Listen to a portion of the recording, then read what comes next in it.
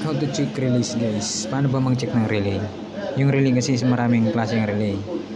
Merong ganitong relay 5 pin. Dapat alam natin yung coil niya, kung ilang volts yung coil niya para matest natin ng maayos. Pag mga ganito guys na relay, 12 volts na ito guys. So 12 volts yung coil niya. 1112 DM to, pero 12 volts lang yung coil niyan. Pag chinerch nyo sa internet yan, 12 volts lang yung supply na coil niyan para gumana. Ang kinokontak nito, itong contact niyan, itong dalawa. Yung dalawa. Yun ang contact yung dalawa na yan. Ito. Tapos ito yung coil. Dito natin susuplayan. Tapos pag sinupply natin ng 12 volts dyan, dapat magkukontak yung dalawa na yan. Pag wala naman supply, dapat normally open yan. Pag ganitong klase lang, dapat wala kang masusukat yan. Zero dapat yan. Ito naman, ang coil nito is itong dalawa. Ayan, meron siyang symbols na coil. Tapos ang gitna nito, yung common yan. Tapos itong tent dito sa kaliwa, nasa kanan, normally close. Ito naman normally open. Kapag sinupply natin yan dito, magkukontak itong normally open, tapos ito namang normally close, mag-normally ay mag-ano na siya, mag-open siya. Subukan natin guys para makita nyo. Kailangan natin ng 12 volts power supply. Ito 12 volts power supply, ito yung 12 volts. Yan.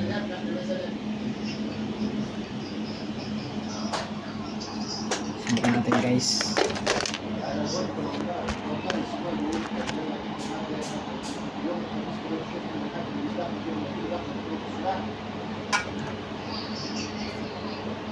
Sukatan na natin kung may 12 volts.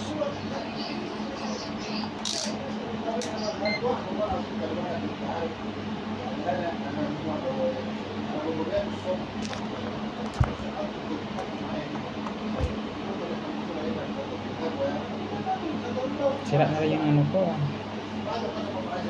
Yan siya, 12 volts. 12 volts siya, 12 volts.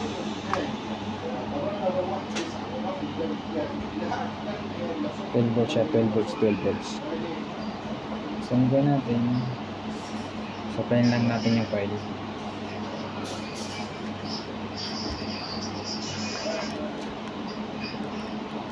Either baliktaran naman yan guys, kasi coil naman yan. Wala namang polarity pag coil.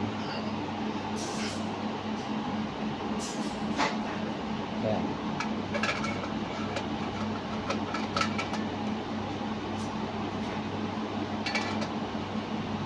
Lagyan natin sa diode mode. Diode mode.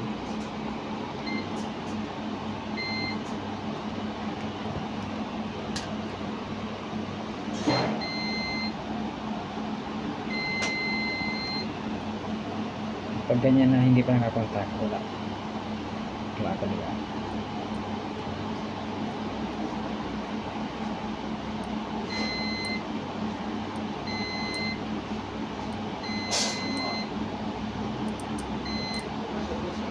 Okay to pag ganito. Dapat 0-0 talaga yun.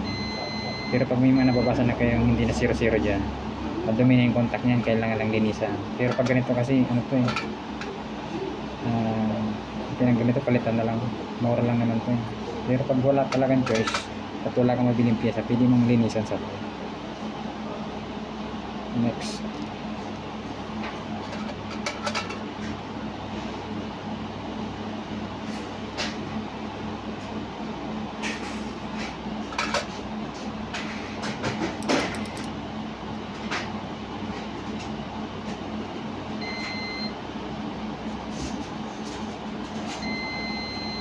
normally close.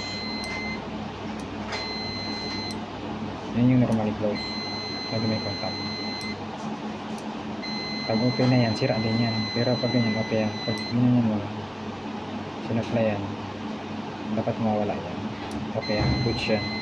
Dito naman sa kabila is normally open.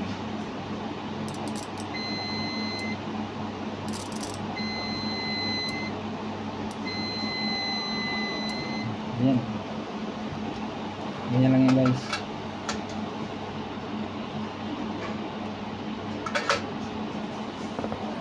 Thank you for watching guys.